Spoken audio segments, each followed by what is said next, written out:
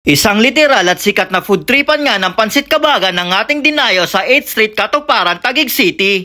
At pag natikman nyo nga ito mga kayupips ay siguradong babalik-balikan nyo. Dahil sa lasa pa lang ay masasabi mo nang ang umawak at nagluto nito ay tubong Cagayano. Kaya nga simula noon hanggang ngayon ay binabalik-balikan to ng kanilang mga regular na parokyano. At kung hindi naman kayo makaalis ng inyong bahay mga kayupips at gusto nyong umorder ay walang problema dahil pwede kayo mag-message sa kanilang Facebook page para makapag-order kayo through online. O paano mga kayupips, tara na at timusan natin to. Yun mga kaypips, no, nandito nga tayo ngayon sa may Arcades Batilpatong. Dito lang yan sa may 8th Street, Katuparan, Taguig City. Mga kaypips, meron nga sila ditong Pansit Kabagan na nagkakahalaga lang ng 180 pesos. Tikman na natin to.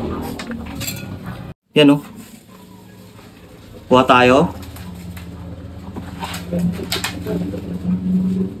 Uy, solid na solid yung yaman.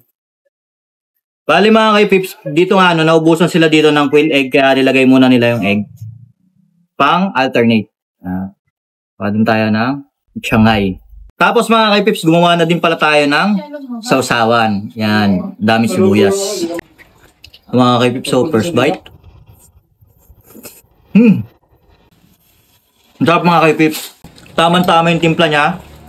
Tamang-tama yung alat niya. Tapos, pag nilagyan mo din siya ng sibuyas, mag-upgrade pa yung lasa niya.